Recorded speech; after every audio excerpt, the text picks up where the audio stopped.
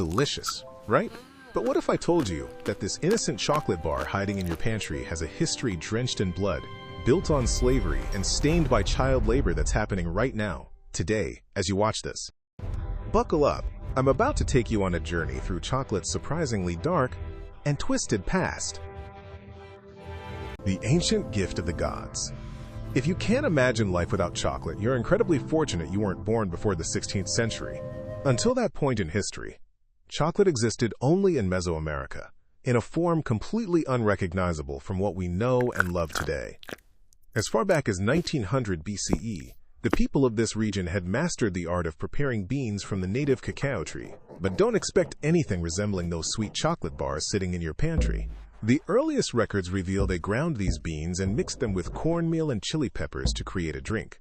Not some cozy cup of hot cocoa to warm your soul, but rather a bitter, invigorating concoction topped with thick foam that would probably shock your modern taste buds. And if you think we make a big deal about chocolate today, with our Valentine's Day boxes and dessert obsessions, the ancient Mesoamericans had us absolutely beaten. They believed cacao was a heavenly food, a divine gift bestowed upon humanity by a feathered serpent god. The Maya called this deity Kukulkan, while the Aztecs knew him as Quetzalcoatl. The Aztecs took their chocolate reverence to extraordinary levels. They actually used cacao beans as currency. Imagine paying for your groceries with chocolate bars.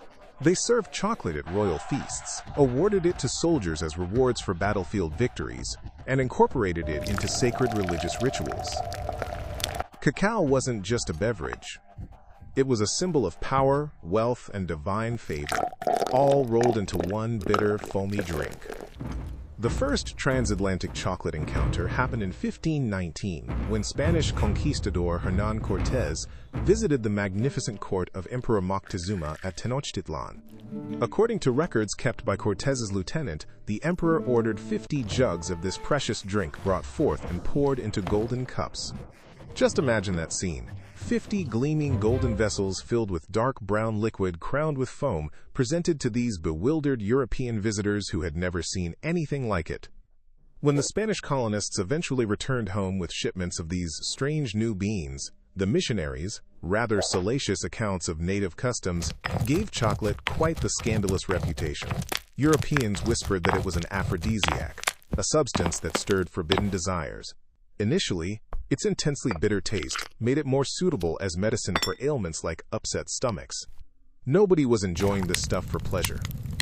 But then something magical happened. Someone brilliant discovered that sweetening chocolate with honey, sugar, or vanilla quickly transformed it from an unpleasant medicine into an irresistible delicacy. The Spanish court went absolutely wild for it. Chocolate fever swept through the aristocracy like wildfire. Soon, no self-respecting noble household was complete without dedicated chocolateware. Special pots, cups, whisks, and serving sets became essential items for the wealthy elite. Having the proper equipment to prepare and serve chocolate became a status symbol, proof that you belonged to high society. From luxury to everyday treat, with a dark side. The fashionable chocolate drinks spread rapidly across European aristocracy, but there was a problem. It was incredibly difficult and time-consuming to produce on a large scale. So how did Europeans solve this problem? Unfortunately, through one of humanity's darkest practices. They established massive plantations in the Caribbean and on islands off the coast of Africa, using imported slave labor to meet the growing chocolate demand. The sweet treat beloved by European nobility was built on a foundation of human suffering. The world of chocolate would change forever in 1828, with a revolutionary invention by Conrad van Houten of Amsterdam. Van Houten created the cocoa press, a machine that could separate the cocoa's natural fat, what we now call cocoa butter. This left behind a powder that could be mixed into a drinkable solution, or, here's where it gets really interesting, recombined with the cocoa butter to create solid chocolate, the form we're most familiar with today. For the first time in history, chocolate didn't have to be a drink. Not long after this breakthrough, a Swiss chocolatier named Daniel Peter had another brilliant idea. He added powdered milk to the chocolate mixture, thus inventing milk chocolate, that creamy, sweet variety that dominates candy aisles worldwide today. By the 20th century, chocolate underwent a dramatic transformation. It was no longer an elite luxury reserved for wealthy aristocrats. It had become an affordable treat for the general public, a little moment of joy accessible to ordinary people. But this democratization came at a cost. Meeting the massive global demand required enormous cultivation of cocoa, which can only grow in tropical regions near the equator. Instead of continuing to ship African slaves to South American plantations, the entire production model shifted. Cocoa production itself moved to West Africa, with Côte d'Ivoire, also known as Ivory Coast, providing an astounding 2/5 of the world's cocoa supply as of 2015. Yet alongside the tremendous growth of this multi-billion-dollar industry, there have been absolutely horrific abuses of human rights that continue to this very day. Many plantations throughout West Africa that supply major Western chocolate companies rely on slave labor and child labor. Current estimates suggest more than 2 million children are affected by these practices. 2 million. That's not a small problem that can be ignored. This is an incredibly complex issue that persists despite efforts from major chocolate corporations to partner with African nations to reduce child labor and indentured servitude practices. The supply chains are long, complicated, and often deliberately obscured, making it difficult to ensure ethical sourcing. Today, chocolate has firmly established itself in the rituals of modern culture worldwide.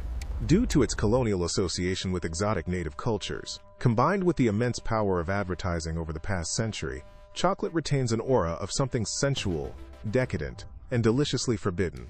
Those romantic Valentine's Day chocolate boxes, those guilty pleasure desserts, that image of chocolate as pure indulgence. All of it stems from this complicated historical legacy. Yet when we learn more about chocolate's fascinating but often cruel history, as well as the troubling realities of its production today, we begin to understand where these cultural associations truly originate, and what darker truths they conveniently hide from view. So the next time you unwrap your favorite chocolate bar or bite into that rich chocolate dessert, take just a moment to consider this. Not everything about chocolate is sweet.